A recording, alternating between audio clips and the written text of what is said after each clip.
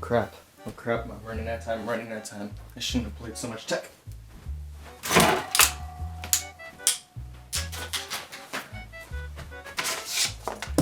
Hello.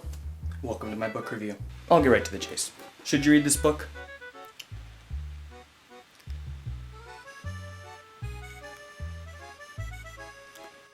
Yes. For a brief summary, The Boys in the Boat recounts the United States boating team winning the 1936 Berlin Olympics. Or more accurately, The Boys in the Boat, 9 Americans and their epic quest for gold at the 1936 Berlin Olympics. If you haven't noticed by now, the book is based on a true story. So the question kind of comes to what exactly is spoilers and what isn't. But I will be spoiling all of part 1. My video, I make the rules.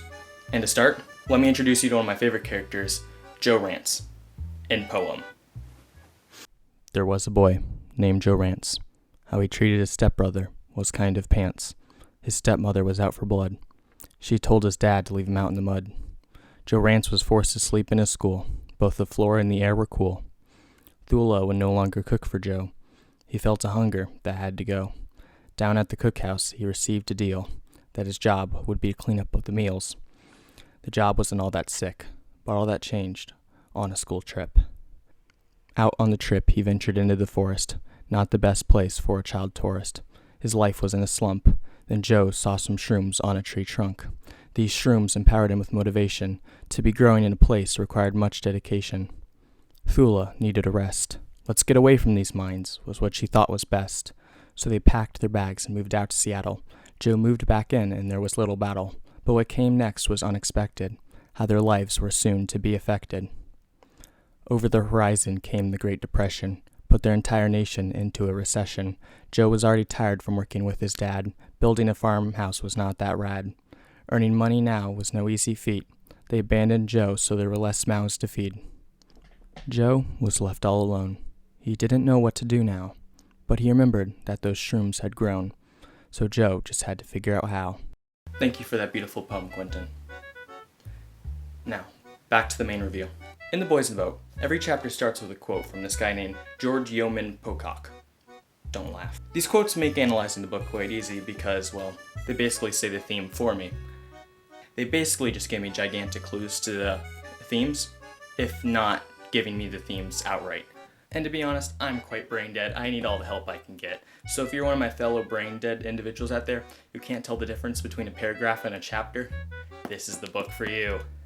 So after that wonderful poem about Joe Rance and insightful words from Mr. Pocock, you might be wondering, nowhere in that poem did we get any insight on why Joe Rance wanted to do boating. And well, the reason's quite obvious. He did it for free lunch. Now that might sound like quite a lame motive, and it is, but keep in mind this is like in the middle of the Great Depression, if not going into it. They need all the help they can get. And Joe Rance, he needs to fend for his wife, who's gonna marry in a bit, and they need a home. They gotta search for that American dream that's long dead. And on his quest for free lunch, he finds one of my other favorite characters, Coach Ulbrichtsen. He signs up, gets on the boating team. Ulbrichtsen thinks, oh, I'll probably just leave him alone, let him do his own thing for a bit. How do you think Ulbrichtsen feels when he finds out Joe Rance is one of the strongest rowers on his team? And even though Joe Rance is good, and Ulbrichtsen knows it, he lacks one key thing: teamwork. And now if this plot sounds familiar, it's basically because it's the plot of every single sports film ever created. Let that sink in.